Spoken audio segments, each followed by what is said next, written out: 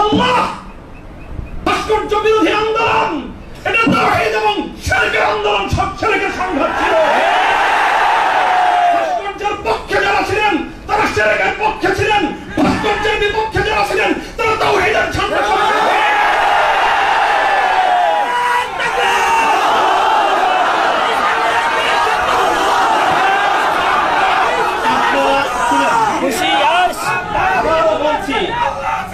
ভাস্কর্যের পক্ষ বিপক্ষের এই লড়াইকে একজন মরহুম মুসলিম নেতা, মরহুম বঙ্গবন্ধু শেখ মুজিবুর রহমান সাহেবের ব্যক্তিত্বকে মাঝখানে এনে বিষয়টাকে ভিন্ন রং দেওয়ার চেষ্টা করা হয়েছিল।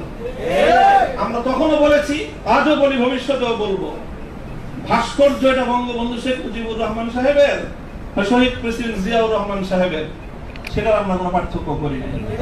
আমি এই কথাও বলেছি, ভাস্কর্য যদি স্বয়ং আমাদের মুসলিম জাতির পিতা খলিল ইব্রাহিম আলাইহিস সালামের হয়, তাহলে সেই ভাস্কর্যের সাথে কি আচরণ করতে হয় মুহাম্মদুর রাসূলুল্লাহ শিখিয়ে দিয়ে গেছেন। আল্লাহ রাসূল সাল্লাল্লাহু আলাইহি ওয়াসাল্লাম মক্কা বিজয়ের দিন বাইতুল্লাহ থেকে যে মূর্তিগুলো বের করেছিলেন, যে ভাস্কর্যগুলো বের করেছিলেন, তার মধ্যে তো একটা ছিল ইব্রাহিম আলাইহিস সালামের মূর্তি। কি বলেছিলেন? কাতালাহুমুল্লাহ, আল্লাহ পাক এই মক্কাবাসীদেরকে ধ্বংস করুক, তারা খলিল ইব্রাহিম আলাইহিস সালাতু ওয়াস সালামের মূর্তি তৈরি করেছে। সে রক্তকে অস্বীকার করার চেষ্টা করবেন না। শাহাদাতের শহীদের রক্তের সঙ্গে গাদ্দারি করার মতো সেই বেঈমান তারই মাত্র শহীদ। কাজেই যে কথা বলতেছিলাম, যেটা কারা বরণ আমাদের, কারা নির্যাতন তো অনেক পরের কথা। আল্লাহ পাক রব্বুল আলামিন কারা এই কষ্ট থেকে আমাদের সকলকে হেফাজত করেন। আমিন। প্রতিশোধের যে কথাটা, সেটা আমরা তো পয়গম্বর আলাইহিস সালামের অনুসারী। নবী ইউসুফ আলাইহিস সালামের সেই বাণী, লা তাসরিবা আলাইকুমুল ইয়াউম, গতকালকে আমি বলেছি, আজও বলছি, আমরা কোনো প্রতিশোধ গ্রহণ করি নাই, করতে চাই না। করার প্রবণতা কখনো যদি আমাদের মন থেকে উদ্গত হয়, সেটা হলো ইন্নামা যালিকা মিন্নী ওয়া মিনাশ শাইতান, শয়তানের প্ররোচনায় কখনো হয়তো আমরা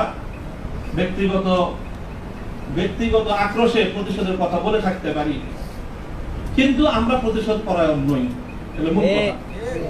এই হিসাবে আমি প্রতিশোধের এই শব্দকে প্রত্যাখ্যান করলাম। তবে অন্য আরেক অর্থে আমি প্রতিশোধের শব্দকে সমর্থন করছি। শুধু সমর্থন নয়, বরং আমি আমার পুনর্ব্যক্ত করছি যে আমরা প্রতিশোধ নিব।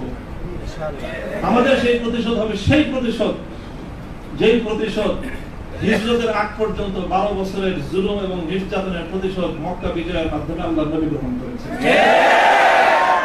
আল্লাহ নবী মক্কা বিজয়ের পরে সেই সকল অপরাধীদেরকে ক্ষমা করার মধ্য দিয়ে, সেই জমিনে আল্লাহর দ্বীনের ঝান্ডা সমুন্নত করার মধ্য দিয়ে মধুর প্রতিশোধ নিয়েছিলেন।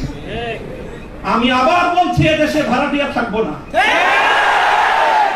ভাড়াটিয়া হিসেবে থাকবো না। এই জমিনের মালিকানা সূত্রে এদেশে বসবাস করি। এই জমিনকে আল্লাহর জন্য মুক্ত করেই ছাড়বো ইনশাআল্লাহ। আল্লাহর দ্বীনের বিজয়, সেটাই হবে আমাদের পরম প্রতিশোধ। এবং আমাদের যারা আমাদেরকে শত্রু ভেবে আমাদেরকে নিঃশেষ করার চেষ্টা করেছে, অপমান করার চেষ্টা করেছে, আমরা তাদেরকে সম্মানিত করে প্রতিশোধ নেব। আমরা তাদেরকে আদর্শের সোনালী পথে বরণ করে নেওয়ার মধ্য দিয়েই আমরা ইনশাআল্লাহ আমাদের আদর্শের বিজয়ের প্রতিশোধ গ্রহণ করব। আল্লাহ রাব্বুল আলামিন আমাদেরকে সে তৌফিক দান করুন। আমিন। আরেকটা কথা বলা হয়েছে, অনেকের কথার মধ্যে আসছে যে ভবন, একটা ভবনের আলোচনা। এই ভবনটার গুরুত্ব একসময় আমার কাছেও খুব ছিল, 3 বছর আগেও খুব ছিল। যখন শুনলাম যে ভবনটা চলে যাচ্ছে, আমি তখন সর্বপ্রথম দুই রাকাত সালাতুল হাজাত করে দোয়া করেছিলাম যে আল্লাহ যেন খায়রের ফয়সালা করেন।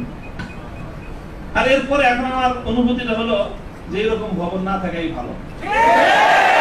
না থাকা ভালো কেন? দাস্তারে না দারে মা গামে পেয়েছে না দারে মা হেয়েছে না দারে গামে হেয়েছে না দারে। এইরকম ভবন টবন থাকলে এগুলোকে রক্ষা করার জন্য ডানে বামে অনেক কিছু তাকানোর প্রয়োজন হয়। ভবনও নাই, রক্ষা করার জন্য কার পায়ের কাছে তেল মারানো দরকার। আজ এখানে মাদ্রাসা, কালকে ইনশাআল্লাহ সাইফুল হাদিসের সন্তান মাহমুদুল হক সাহেব যদি নদীর পারে যে বসেন, ইনশাআল্লাহ এই কেরানীগঞ্জের ওই একেবারে ধুলের চরে বা কোন রুটের চর, কোন চরের মধ্যে এসে বড় মাদ্রাসা হবে। প্রয়োজন নাই ভবনের, প্রয়োজন নাই মাদ্রাসার স্থাপন কোন সম্পত্তি। ওই